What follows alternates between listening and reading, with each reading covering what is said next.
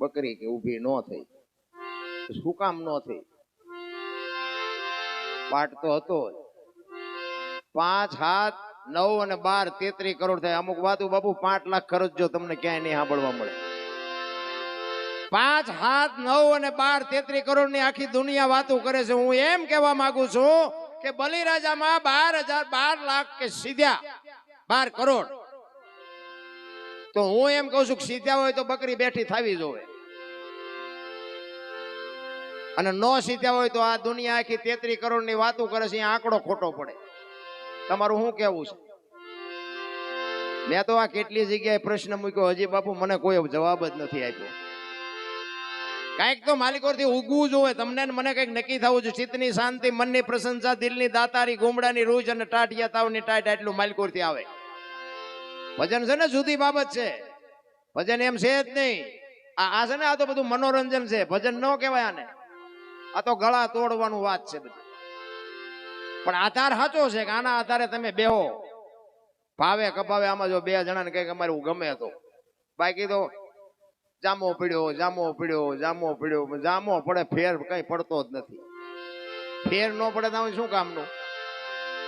બલિરાજા વખતે બંધ કર્યું ને, અખિલ બ્રહ્માંડના માલિક કૃષ્ણ પરમાત્માને એમ થયું કે કાલની પેઢીને કેમ ખબર પડશે કે આને પાઠ કહેવાય? આ તો બાપુ દુનિયા પહેલાનું હતું, આ કાંઈ નહોતું, તેદી હતો. અને ભગવાનને એમ થાય કે પાઠની પરંપરા ચાલુ જો નહીં થાય તો આ કાલની પેઢીને ખબર કેમ પડશે કે આને પાઠ કહેવાય? એટલા જ માટે કૃષ્ણ પરમાત્માને બાપુ અહીં અવતાર લેવો હતો. રામદેવજી બાપા છે કૃષ્ણ પરમાત્મા, તમે કોઈ બધા જાણો છો. કૃષ્ણ પરમાત્માને જન્મ લેવો હતો, પણ હવે જન્મ લેવા હાટું ઘર તો એવું જોવે ને. રાકા ઢેકાને ઘરે ક્યાંય જન્મે ને કંઈક એવું ભજન વાળું ઘર તો જોવે ને.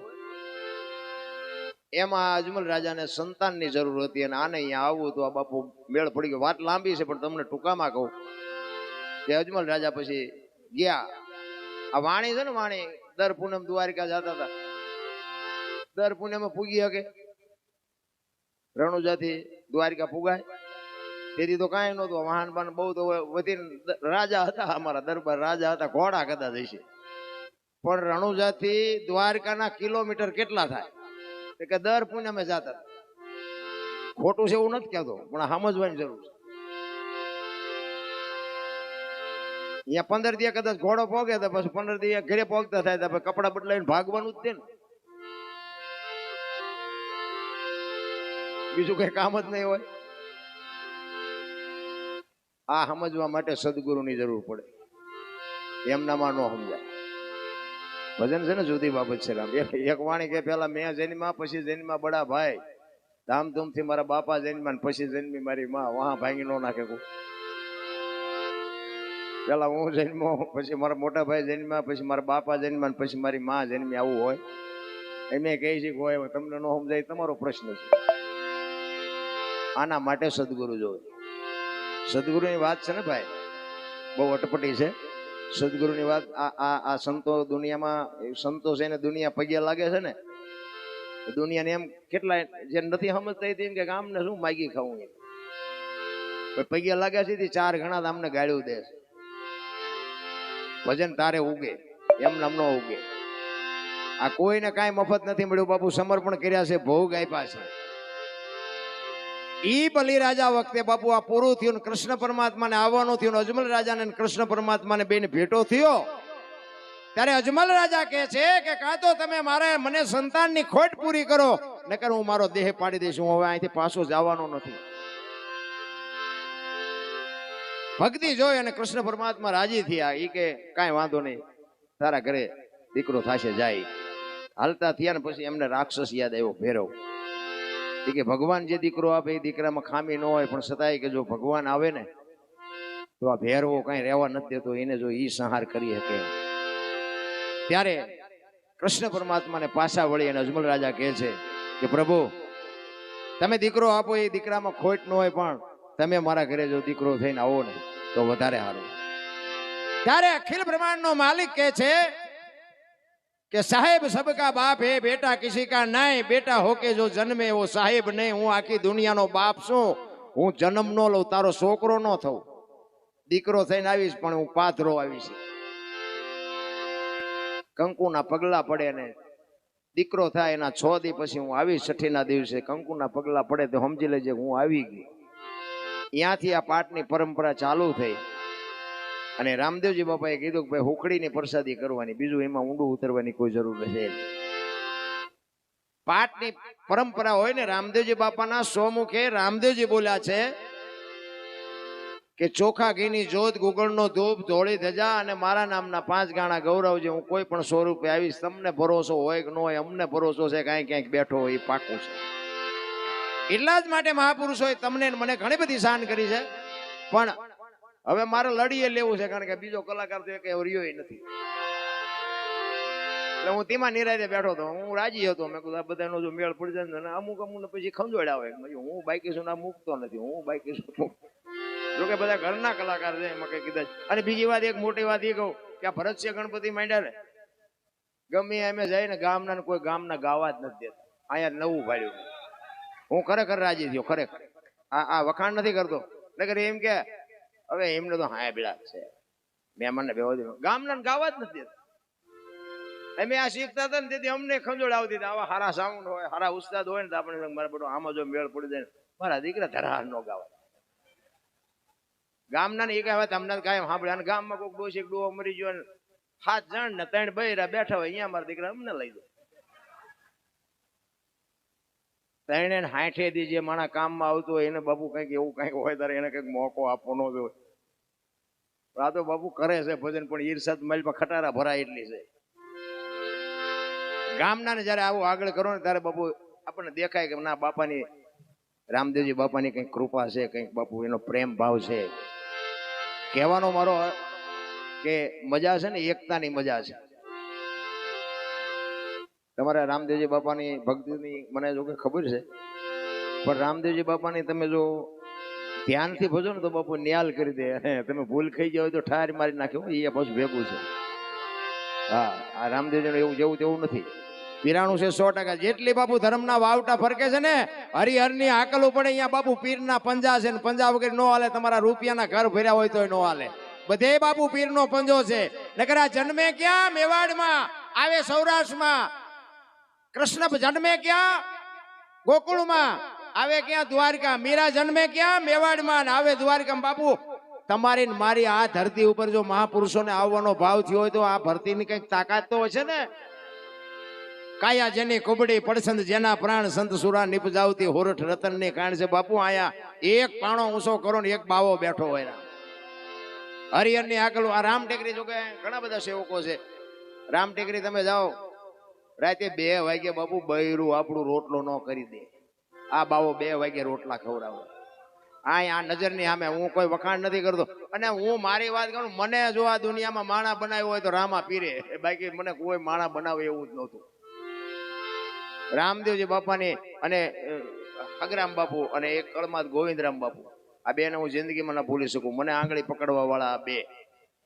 અત્યારે તો ઘણા એમ કે અનુપજીને એમ સ્ટેજ સુધી લઈ જાય. અમે હું તો પછી કહું મારા મોઢે લેતા હો.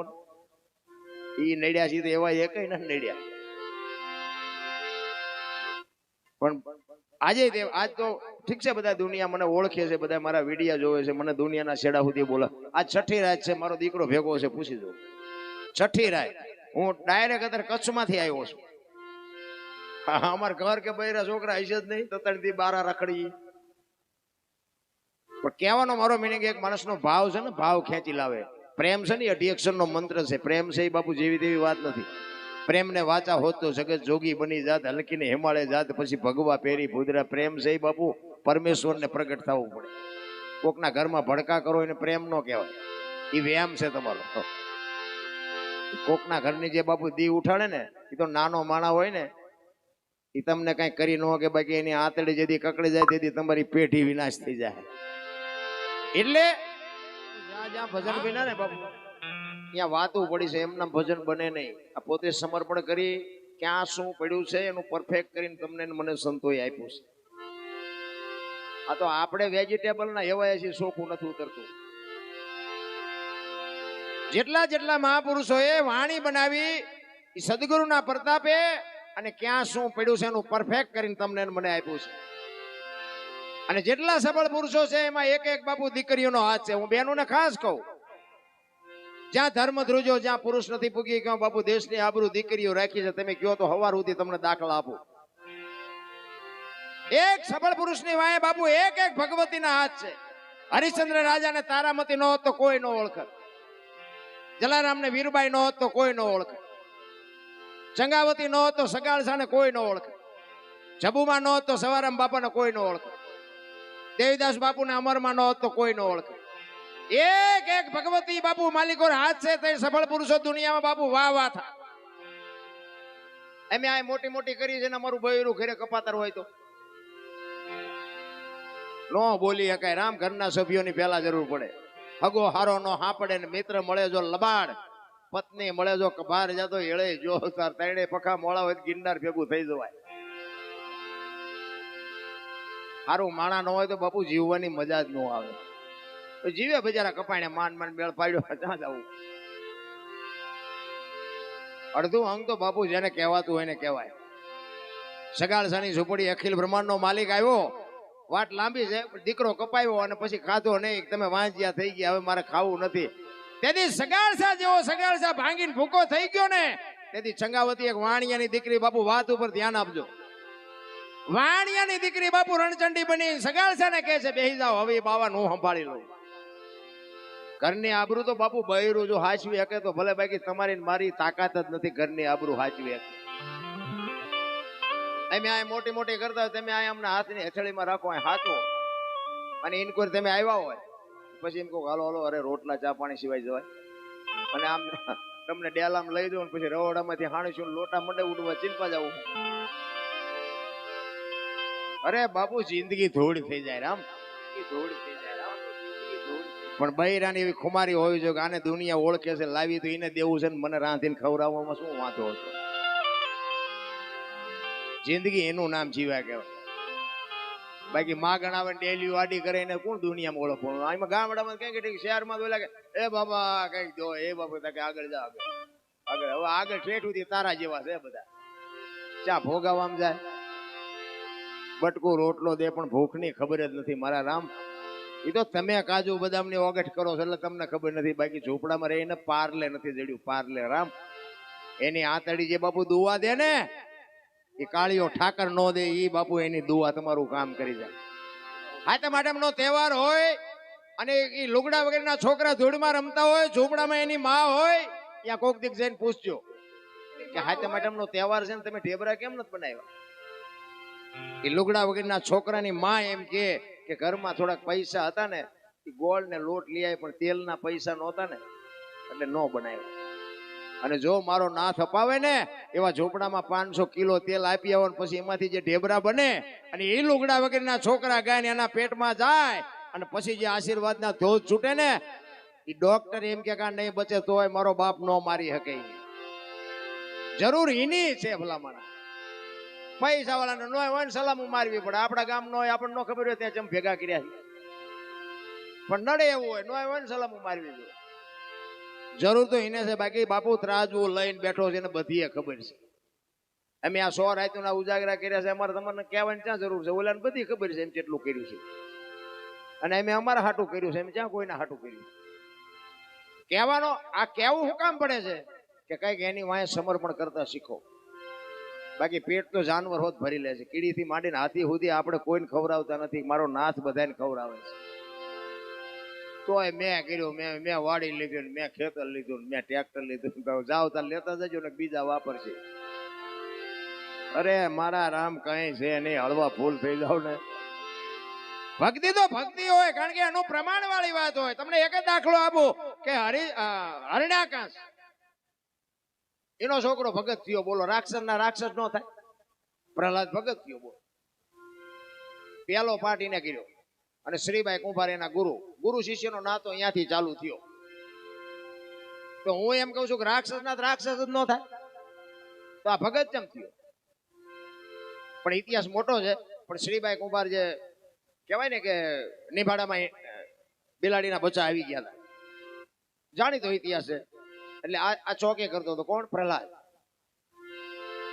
એટલે ઈ આ બે માણા બચડા નિભાડામાં આવી ગયેલા અને નિભાડાને હળગાવેલો. ખોલ્યા જેવું હતું ને, જો ખોલે તો બધા માટલા ફેલ થઈ જાય.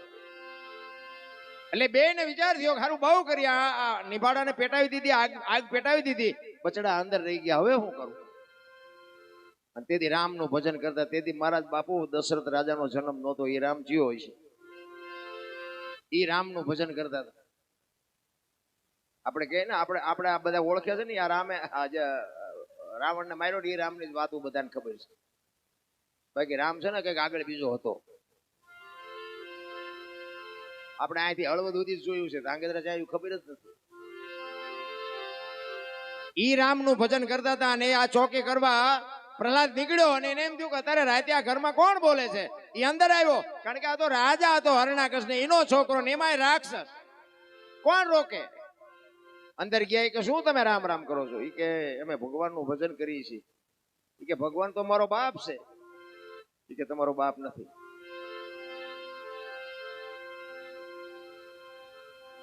એ કે રામ ભગવાન છે, અને શું કામ ભજો છો? એ કે આ નિભાડાને અગ્નિ પેટાવી દીધી ને એમાં બિલાડીના બચ્ચા આવી ગયા છે. તો કે રામ બચાવશે? તો કે હા. તો કે આ નિભાડો ખોલવાનો ક્યારે? એ કે કાલ. એ કે હું આવ્યો પેલા ખોલતા નહીં. અને બીજે દી સવારમાં આવ્યો ને કે નિભાડો ખોલ્યો કે ના તમારી જ રાહ જોઈ. આમ ખડક લઈને ઉભો હતો, એને ખબર હતી કે અગ્નિ મૂકે જ નહીં. બે ના કાળજા થડાક ઉથડાક બાપુ અગ્નિ લોઢા ઓગાળી નાખે. એ નિભાડો ખોલ્યો અને એમાંથી અંદરથી બાપુ જીવતા બચડા ઠેકડા મારી નીકળ્યા. અને ત્યાંથી બાપુ ખડક આમ નામ રહી ગયો પ્રહલાદ ને, મારો બાપ ખોટો છે, આવડા કઈક જુદું છે. ત્યાંથી વળાંક માર્યો ભાઈ. એટલે કે હરણાકાશ એને એવું તપ કરી અને બ્રહ્માજીને પ્રગટ કરી. અને બ્રહ્માજી કહે છે માય, ઈ કે મારું મોત ન થાય એવું કઈક કરો. ઈ કે ઈ કેવી રીતે બને? જે જન્મે એને મરવાનું જ હોય. કે તો ના પાડો. બ્રહ્માજી કે હારું હાલ ને, કે એમ નહીં, બોલે ન વળે, કે લખી દો. એટલે જો તેથી નિયાળ્યું હોય કે ન હોય, પાછું કોઈ ફોન ન કરતા હોય.